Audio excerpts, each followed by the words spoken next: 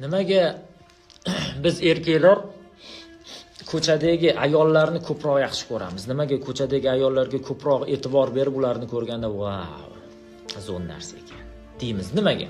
Xususan erkak sifatida aytaman. Chunki ular o'ziga qarab yuradi.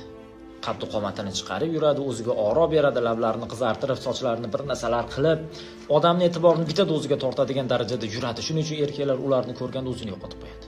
Tabiiy holatki, uyga borgandan keyin haligi narsani xotinida ko'rmagandan keyin mehr bermaydi, shirin so'z yo'q. Agar ko'chadagi ayol oldidan o'tib qolsa, yaxshimisiz, yaxshi qiz deya oladi. Lekin xotiniga o'lib qolsa, yaxshimisan xotin demaydi. Nimaga? Chunki ayol o'ziga qaramaydi. To'g'rimi? O'sha eski xalat, o'sha eski shtampil ko'ylak, o'sha eski ro'mol, o'sha. Bilasizlar buni. Sababi nima? Uydagi ayol o'ziga rasxod qilgani pul yo'q. Ko'chadagi o'sha fohishadan borib so'raylikda qiziqishga, bir oyda o'zingga qancha rasxod qilasan? O'zingga qaragani, oro bergani qancha rasxod qilasan deydi, keltirib beradi. Mana shuncha rasxod qilib, mana shu holatda yuribman deydi. Uydagi xotin bechoraga bir oyda bir marta duxi tugul naski olib bermaganimizdan keyin undan nima kutaylik?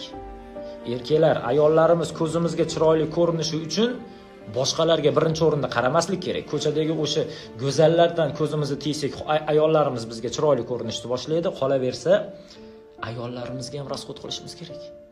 Ko'chadagilardan kam joyi yo'q, o'shalarda bor narsachi, ularda ham borda. Men oldin ham aytganman, ularniki naborot chiroyli holatda saqlanyapti. Ha, birovlarga nazari tushmagan, birovlarga ko'zi tushmagan, birovlarning qo'li tegmagan, halol pok o'zingniki. Faqat unga ozgina ishlov bersang bo'ldi. Ana Shukrullo domlaning bitta gapi bor edi. Eski Jigulini remont qilib haydab yurganing yaxshi, kreditga Gentra Malibu mingandan ko'ra. Tushunyapsizlar-a? Hammasi o'zimiz qo'limizda.